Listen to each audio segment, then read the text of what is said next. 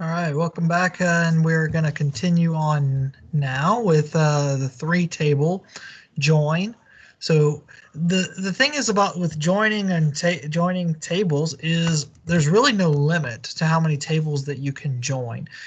You can join as many tables as you have in the database, and in fact, you can join even more than that because you can join the same table more than once if there's perhaps like a recursive relationship kind of thing between two tables.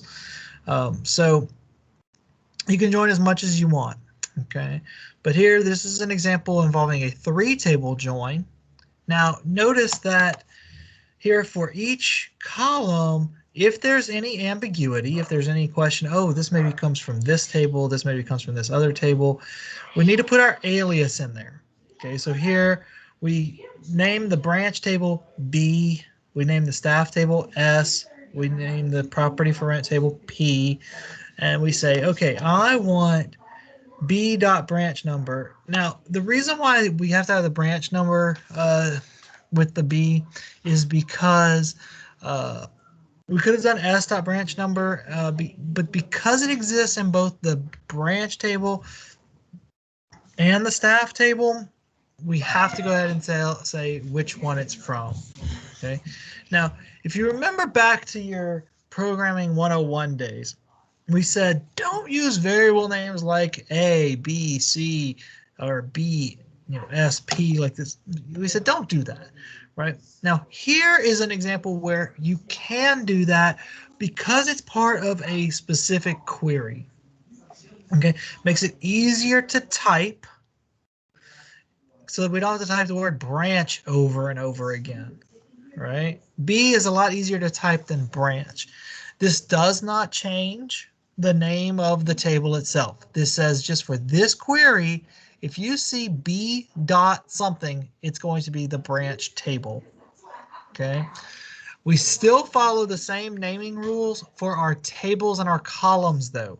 For our tables and our columns, we don't name tables B, we name the table branch. But inside of the query itself, we can give it an alias just for that query to make things a little bit easier. One thing I will tell you, I would encourage you to do is even if there's no ambiguity, so like first name, we know where that comes from. Last name, we know where that comes from. That's the staff table. I would still encourage you to use S dot first name and S dot last name. Okay, hold on just a second.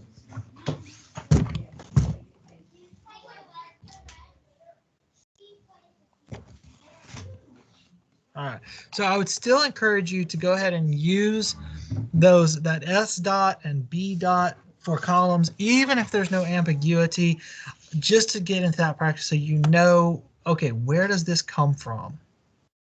All right, okay. Notice here, now we need two conditions, two parts of our where clause because we have three tables. We need to link the branch with the staff table. We need to link the property for rent with the staff table. Now you might say, wait a second. Why is there no linking between the branch and the property for rent table?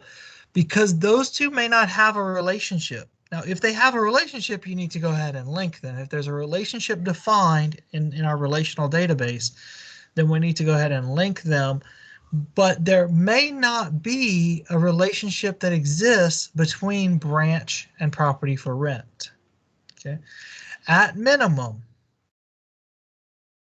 however many tables we have involved in our query, we're going to need, unless we want a cross product, again, the cross product that I talked about where we get all the rows linked up with all the rows from another table. If we don't want to have that happen, then however many tables we have, we need at least that many minus one conditions in our where clause. Okay. Notice we link those conditions with the and keyword. So it's where the branch number is equal to the branch number and the staff number is equal to the staff number. Okay. All right. So here would be an example, results of what we would get. All right. we said I wanted to know what properties are managed by what property numbers are managed in what cities of that particular branch, right? Remember the reason why city needed this, even though you say, okay, city's not, city exists in both branch and property for rent. Okay, so what this is saying is we don't necessarily need to have the branch and the property for rent cities be the same, because what we don't know for sure that if the cities are the same, that means that that branch is managing that. Cities could be the same and it may not be that branch that's managing it. Cities could be different and the branch is managing it. Okay, so we don't need that extra criteria.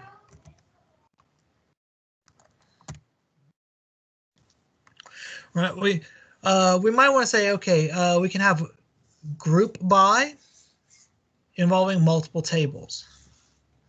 So here we're saying, okay, I want, based on the branch and the staff number, I want to know how many properties that person's handling. So here we're saying, give me their branch number, give me their staff number, count star from the staff and property for rent table, where the staff number is equal to the staff number from the property for rent table. Then notice I need to group by the two columns that are not an aggregate function. So what's going to happen is it's going to run as if take this count star and group by out, just take that out for just a moment. And we were to say, select distinct branch number, staff number from this table. Okay. Now count the number of rows that get returned. Now you may notice, wait a second, OJ, you didn't, there's no property P column up in here. There's no P column. What's going on? And basically what we're doing is we're saying, I want to know how many rows show up in the property for rent table for this staff number. Right? This is not about getting specific information from the property for rent table. I don't want to know what property numbers they're handling. I don't want to know what property types they're handling. I don't want to know what property cities they're handling. I don't want to know anything about the individual properties for rent that they are handling. I just want to know how many. I just want to know how many rows are in the property for rent table for that particular staff number. Okay. We get something like this. Now notice one thing that I should tell you about this is that if a particular staff number does not exist in the property for rent table, they're not managing any properties, they will not get a 0 in the my count column. They will just not show up in the query at all. So there is a slight lack here, right? What if we wanted to know how many properties each is handling, and we wanted to know, we wanted all staff members, and we wanted to know if they aren't handling any properties, we want to see 0. This query, this particular query would not do that for us. We would have to add something to this query in order to make that happen. Okay.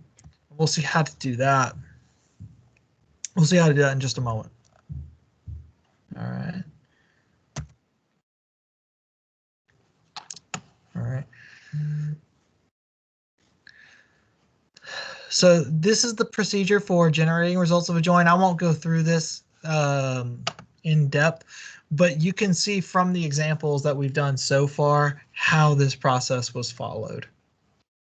Okay, where you get the product, the cross product, the Cartesian product, whatever you want to call it, named in the from clause, where basically all the rows from one table plus all the rows from another table plus all the rows from another table, you know, it's like multiplied out, right? Lots and lots of rows, right?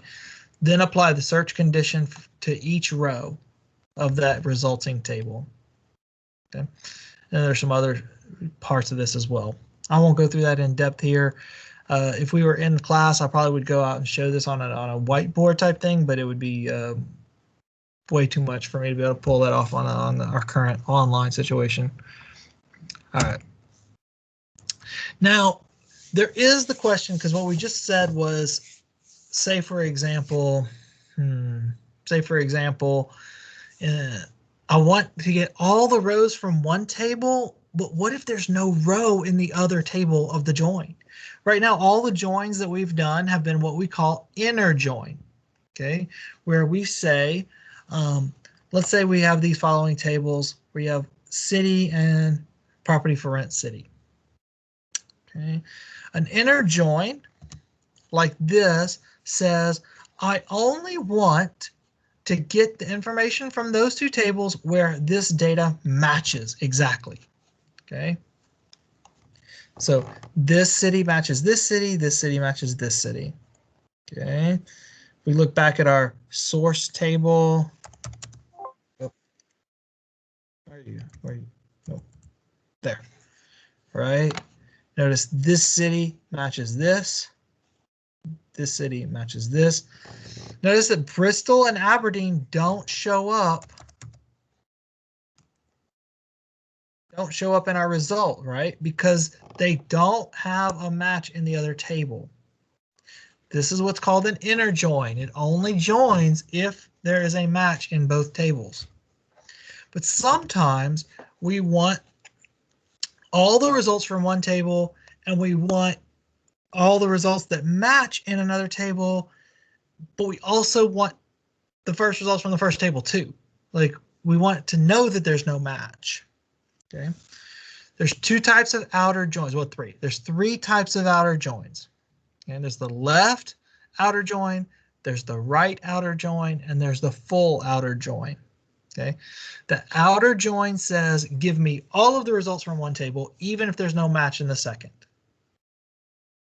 Okay, then it says, give me all the results in the second that match something in the first. All right, so let's take a look.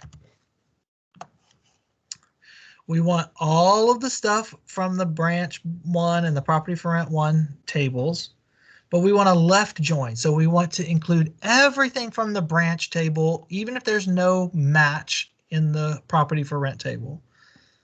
But we want only the stuff from the property for rent table that matches the stuff in the branch table. Okay. Columns in the second table will be filled with null. Okay. So here, notice we got all of the branches, and we only got the properties where there was a match. But notice here, for the property side of things, it got filled with nulls. So this is called a left join. Branch table is on the left. If we considered it to be on the left of the property for rent table, right? Because branch comes first, then property for rent comes second. Branch is on the left. We're getting everything from the left in a left join. So then what's about a right what about a right outer join? Right outer join is, as its name implies, is just the other way. It's give me everything from the right table and only stuff from the left table that matches. Okay. And in the same way, it fills the left side, the non-matching left side, with null values. Okay. By the way, you won't see the word null in here for the most in most systems. What you'll see is just a blank value here. You just won't see anything. It just won't be having anything. Okay. So here again, we got everything from the right, everything from the property table, and we matched it up with the stuff from the left, from the branch table, and we put nulls where there was no Aberdeen City, so there we don't get anything there. Okay. Full outer join says, give me everything from the one table, give me everything from this, make them match where it happens. Okay, and anything that doesn't match, fill with nulls to the other side. So basically, it's like a combination of the two. So here we have an Aberdeen property nulls on the branch side. We have a Bristol property, fill with nulls on this side. We have a Glasgow property and a Glasgow branch. We have a London branch and a London property. Okay. So you might ask yourself, wait a second, what if we had two properties in London? What would happen then? Well, if we had two properties in London, in this example, what would happen is we would have both properties show up on this side, and this would duplicate over here. So B002 London, B002 London would show up twice. Okay. And in the same way, if we had two branches in London and only one property in London, we would get both branches for London and duplicated property values over here. And then one final question you'll ask, well, what if there's two branches in London and two properties in London? What happens then? And then what would happen is we would get the Cartesian product. We would get the product of the two. So both London properties matched with both, both London branches matched with both London properties, which would give us 4 rows for those. Okay. What you'll see, this brings up an interesting question for when we start talking about database design in a few weeks, is normally when we match on some column value like this, we match on something that's what we call a primary key. Oh, we talked about that last week, actually, primary keys. We match on what's a primary key of one table and a foreign key of the other. That way, we know for certain at least one side of the relationship is unique. All right, so we're not getting a bunch of like cross producting and crazy stuff like that going on. All right. Okay, one more keyword, another keyword we want to introduce you to. Exists and its alternate not and its opposite not exists. We can use them for subqueries, right? To see if there exists any rows that match the given criteria. So we don't care how many. So in this example, we don't care how many branches there are in London. We just want to know, does this staff person work at a branch in London? So staff, right? Select staff from the staff table where exists some row where that staff's branch number equals the branch number and the city for the branch is London. Okay. Now notice that this subquery cannot run on its own because of this s.branch number. S doesn't exist inside of the subquery. It's a value from outside here. So basically what it's saying is it's going to go through each staff person, each staff row. If that branch number in that row is equal to a branch number in the city of London, then it will return true for this. And it will say, yeah, give me that row. If I put branch number equals whatever the branch number is and the city is London and there are no rows that satisfy this criteria from the branch table, then this will not give me that staff person. Okay.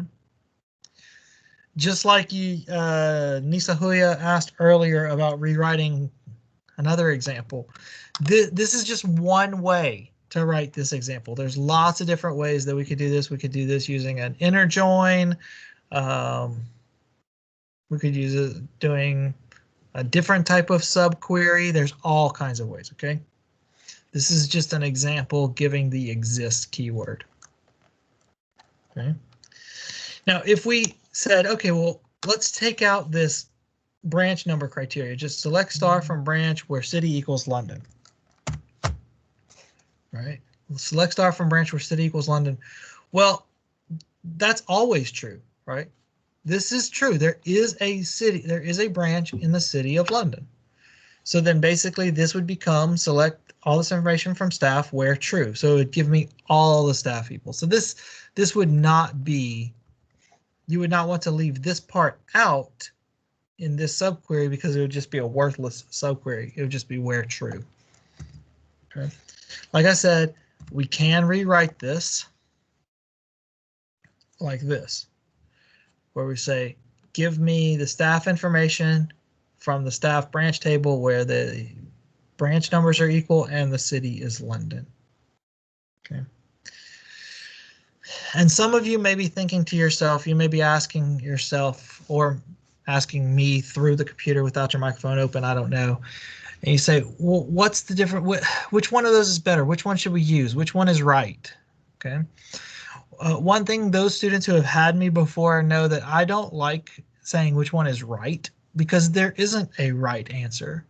These queries both work. They both give me the results that I want. They both are correct. And which one is more efficient, we won't know until we actually implement them and run them. And I can tell you from personal experience in the industry that your company will have what's called a database administrator. And his or her job, one of his or her jobs is going to be to figure out where the bottlenecks are. And what will happen is you'll have a query like example 31, and you'll write it the way it's shown on the screen now. And your database administrator will come to you and say, this query that you've written, it's a bottleneck. It keeps slowing the system down. It's causing a lot of network traffic. Okay. It's causing a lot of slowdown of the system. Okay. So what do we do? Well, one solution, we'll talk about it later. We'll talk about when we talk about indexes. Indexes can help. But one solution might be to rewrite this query. So you rewrite it with a subquery.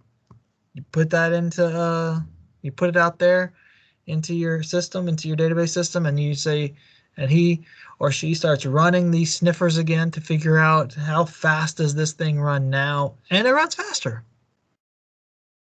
And so the other one's better. Sometimes the other one makes it even slower than it already was, right?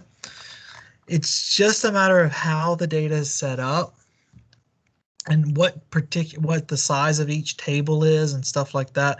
There's all kinds of differences, and sometimes one query is better, sometimes query 2 is better, sometimes a query 3 that we didn't even think of is better. Okay, so there's not a single right answer. All right, now one thing we talked about a little while ago was we talked about, well, what if I want to get all the staff people and I even want to see them if they don't manage a property, but I just want to see a 0 next to their name, not a null, right? Okay, then we can do that. One of the ways that we can do that would be through a union. Okay. If you know a lot about set theory and how sets work and stuff like that, then union, intersection, and difference you're pretty used to those terms. Okay. Basically, let's keep going. Okay. You have the union would be everything from R and everything from S. So even if there's no overlap, then it just gets everything from both, and it just includes everything that's, you know, in either or the other or both. Okay. The intersection is just the stuff that exists in both of them. Okay. Then the difference is anything that exists in the first one minus take out anything that exists in the second one as well. Okay, so R union S is everything that's in both of them, and everything that's in either or both. R intersection S is just the stuff that exists in both, and R minus S is everything that exists in R that does not exist in S. Okay, so let's take a look at some examples here. So here we want to list all cities where there is either a branch or a property. So select city from branch where city is not null, right?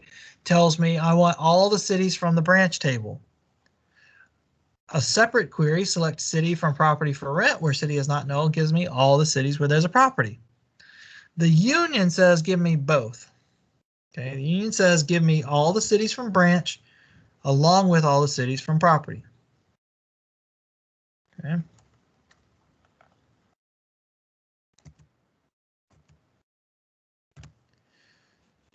So there's a property, and this was based on the what we talked about before, the Bristol, Glasgow, all that, right? So notice that even there's a London branch and a London property. So London shows up. There's a Glasgow branch and a Glasgow property, so that one shows up. There's an Aberdeen property, but not an Aberdeen branch, but it shows up because it was in the property table. Bristol was in the branch, but not the property table, so it shows up because it was in one of our two sets. Okay? But notice that London doesn't show up twice. We don't get London twice because it's in both. We just get London because it's in one or the other. Okay. An intersect would say, I want to get some that's in both. I want to get the cities that are in both branch and property for rent. Right. And I think this one has, it's not correct because it includes Aberdeen. Right. But basically what we should get is only cities that are in both of them. Okay. We could also write this as an inner join because we only want the ones where the city matches, right? We only want the ones where there's a city in branch and the city in the property for rent, right? So an inner join would do that as well. We could do that without the intersect if we want. Okay. We could also say, I only want to get the cities from branch where there's a city in the property for rent that's the same city. Okay. Lots of different ways that we could get this same information. Okay. One thing I do want to point out about the, and I'll do it on this next one on the accept example.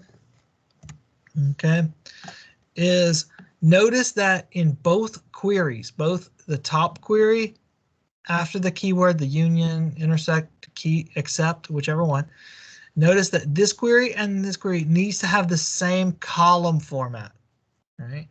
So it could be city, comma, something else, but it has to be the same in both. Okay. So here we want to only get the cities that are in branch, but not in property for rent. So Bristol, there's a branch in Bristol, but all the other cities that are in branch also have, there's property for rents that also have properties for rent that also have it. Okay. This is an example of accept. So get everything from branch, take out all the cities that are also in property for rent, all right? And just leave the ones that exist here, but not here. Okay. Some other possibilities of how to do this. Select, I want to get the distinct cities from branch where there is no city in the property for rent table. Select distinct city from branch where there doesn't exist a property for rent with that city. Okay. All right, so that concludes the select. So that was a lot of select, 34 examples. And we really just kind of did a very, very high level bird's eye view of how to do select.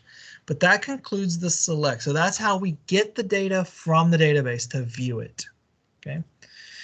Now we're going to enter a brief section. We're going to finish these slides off today. What is this, lecture 3? I can't remember the name of this one. Oh, lecture 4. Okay. We're going to finish off this section where how do we manipulate data? Okay. Because right now all we've seen so far is how to get data that's already there. But we want to know how to put data into our database. All right. So the way that we put data into the database is through the insert statement. So we're going to insert into, those are our keywords, insert into whatever table we're wanting to access. Optional column list. Any column that is not nullable, any column that requires a value, has to be included in the column list. Okay. Or it has to have a default value defined. Okay.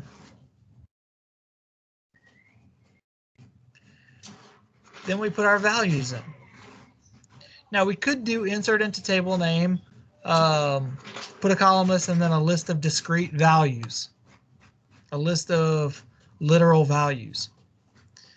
We can also use a subquery in here in the value section as well. So we'll get into both types of that.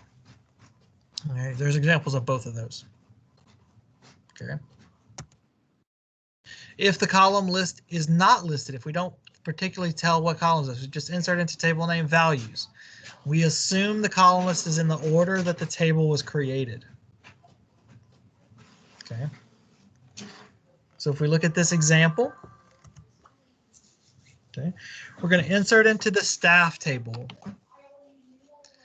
The values, the staff number, first name, last name, title, position, sex, birth date, salary, and what branch.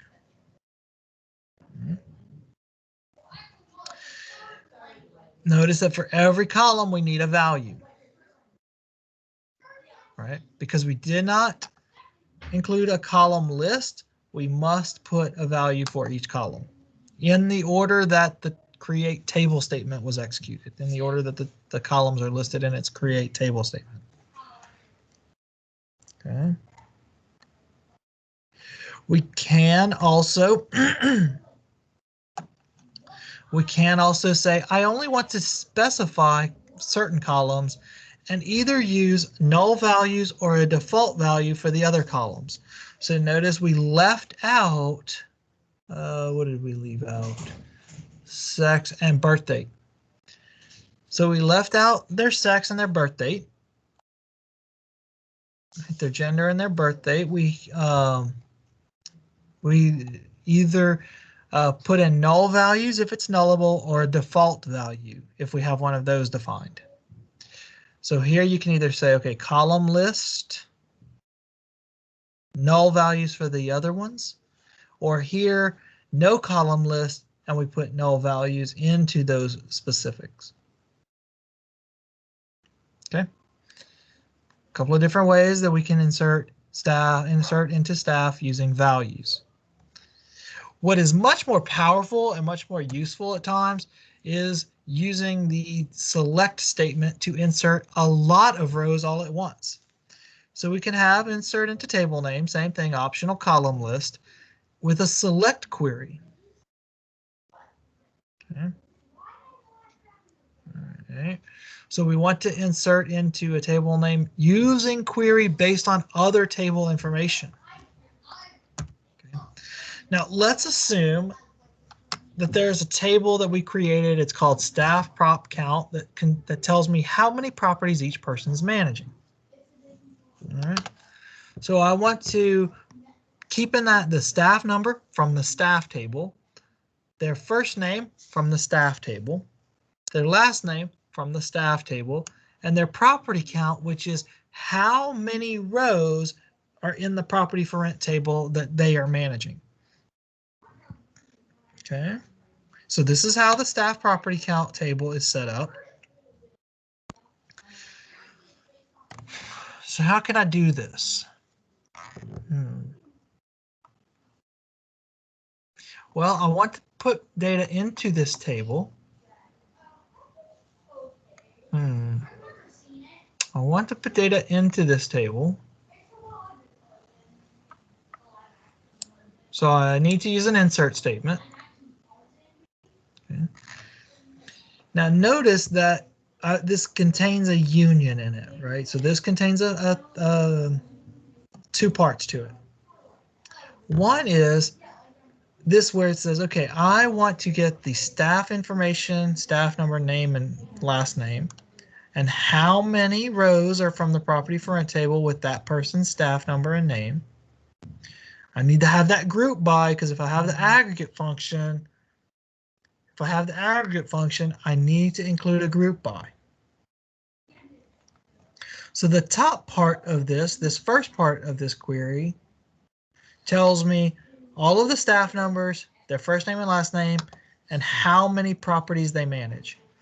But this doesn't catch all the staff who don't manage any properties, because they don't show up in the property for rent table. They just don't show up in this query at all.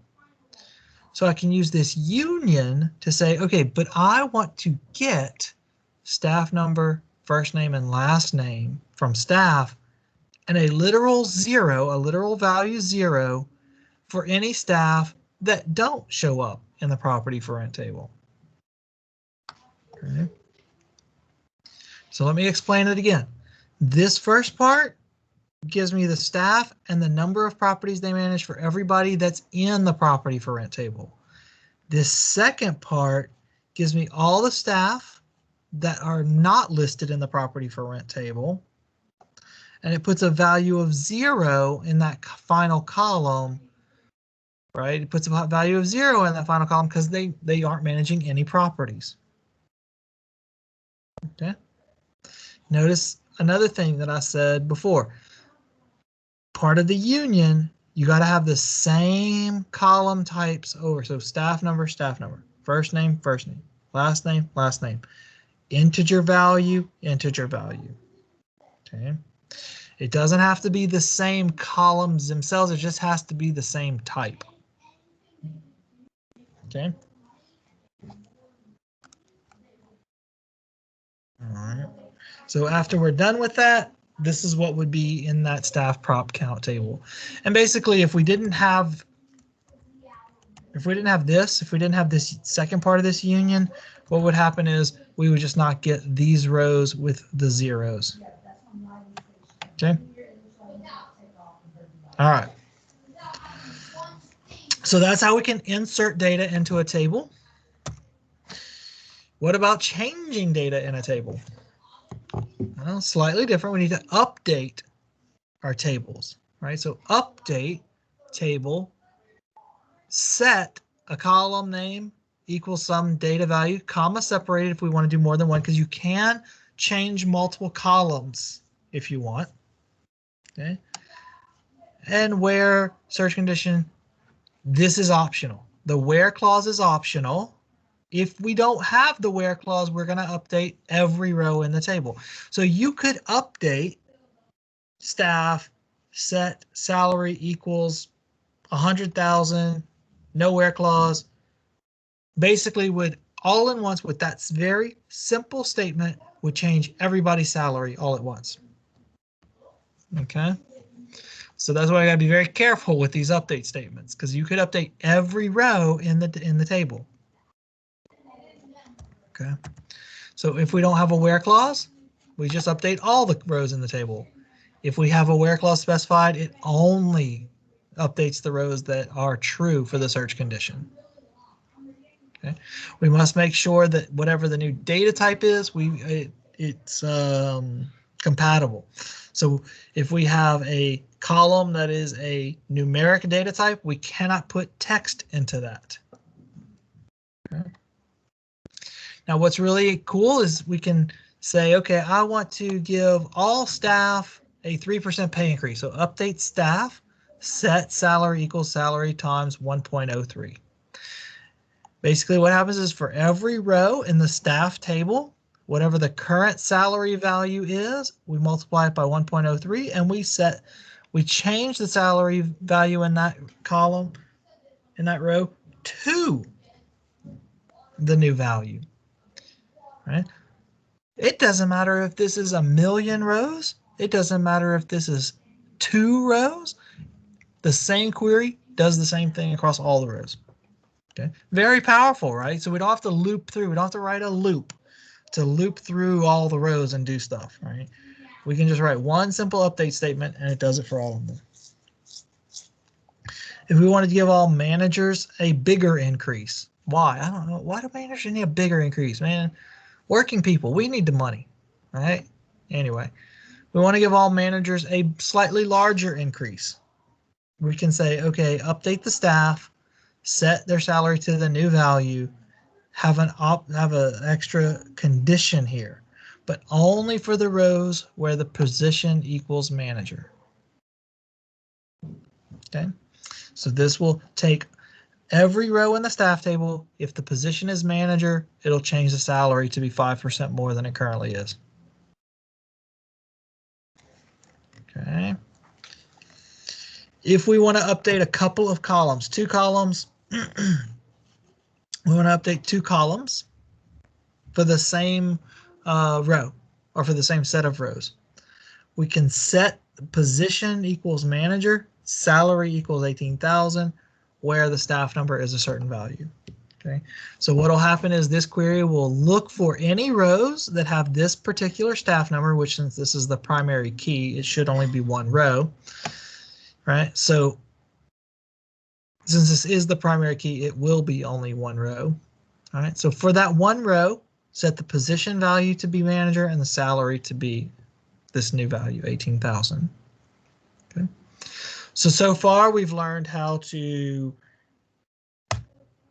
view data through select, add data through insert, change data through update, and one more. What do you think? What's the last thing? What one other thing do you think you might want to do with data? What do you think?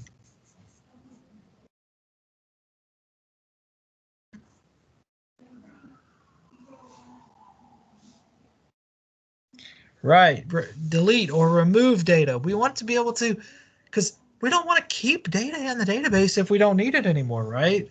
Or if it's bad or something, you know, somebody gets fired and we want to remove them from the database or something, right? So what if we want to delete?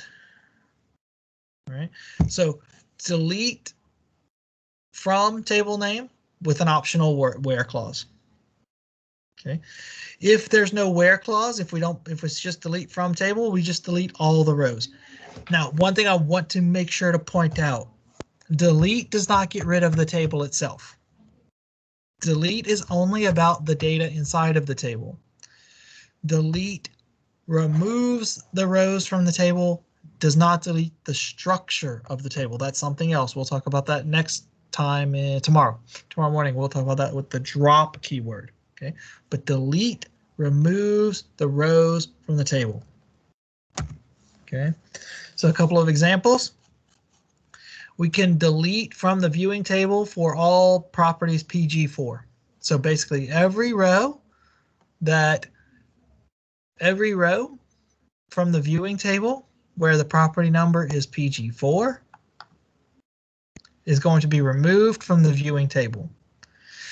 If after this query is run, if I were to say select count star from viewing where property number equals PG4, I should get 0. All right. So if I were to say select count star from viewing, I don't know what I'll get. But select count star from viewing where property number equals PG4, 0. This one, delete from viewing, there's no where clause. So it's going to delete all rows from viewing. So now if I say after this, if I say select count star from viewing, no where clause, and it's going to give me 0 because there shouldn't be any rows in the viewing table. Okay. Be very careful with this delete. Once you delete a row in a database, if you run a query that says delete from table where whatever, that row is gone. You do not get it back. Okay. We will talk about commit and rollback in a future lecture, but for now, if you delete from a table, that row is gone. Okay, you don't get it back. So we have to be very careful. In fact, what I'll show you tomorrow, what I'll show you tomorrow when we do our examples is sometimes what I do before I delete from a table to make sure that I'm not deleting anything that I don't want to delete. Okay. All right. Well, that concludes the overall discussion on the data manipulation language of SQL. Is there any questions based on what we've talked about so far?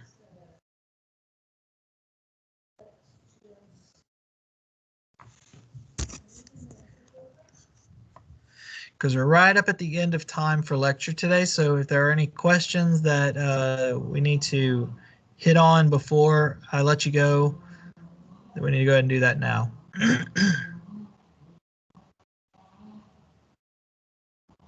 Anyone? Okay. So what we'll do is we'll end there for today. Tomorrow we will do the data definition language part of SQL, how to create the structures and how to manipulate the structures of SQL of a database. And then we will do some example periods of where I go through some of the new SQL stuff that we did today and tomorrow morning. All right. See you tomorrow morning at 8:30. Have a good afternoon. And I'll see you then.